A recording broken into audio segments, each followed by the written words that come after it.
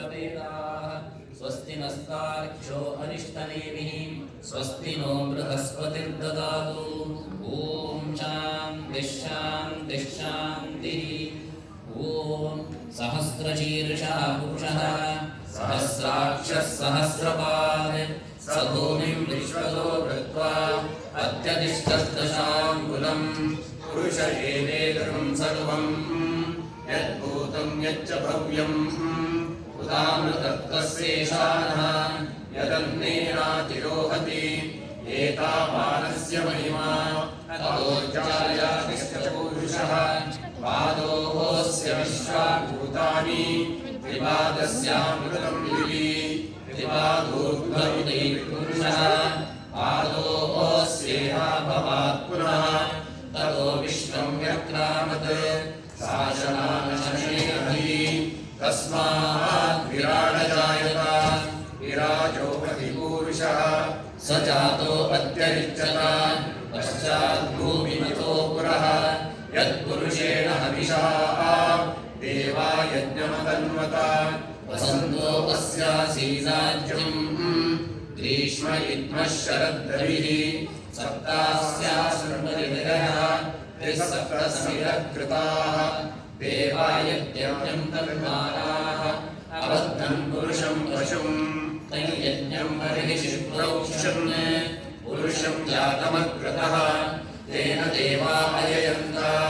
साध्या ऋषयश्च ये तस्माद्यज्ञात् सर्वभूतः संवृतं वृषदाज्यम् पशुपक्षाश्चक्रे वायव्यान् आरण्यान् ब्राह्मणाश्च ये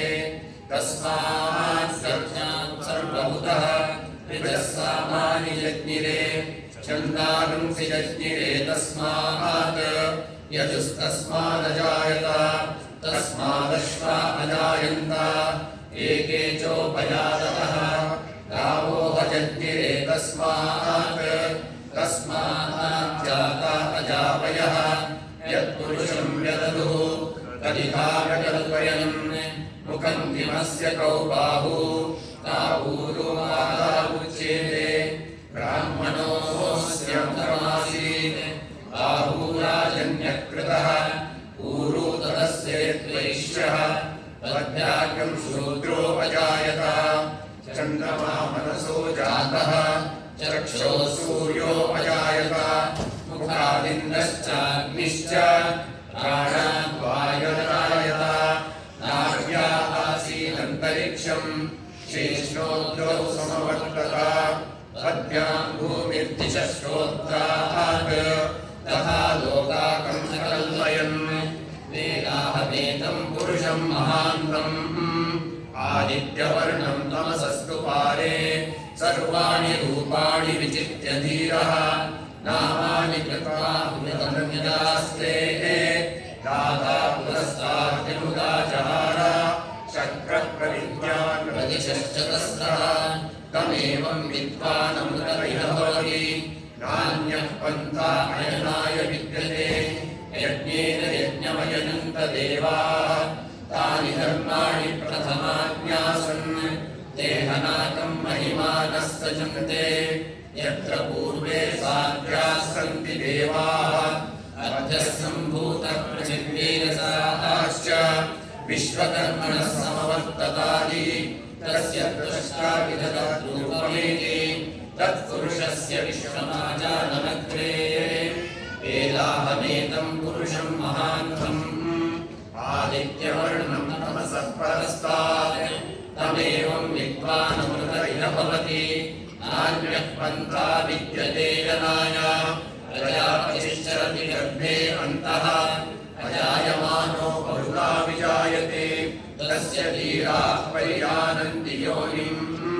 मरीचीनां पदमिच्छन्ति वेदसः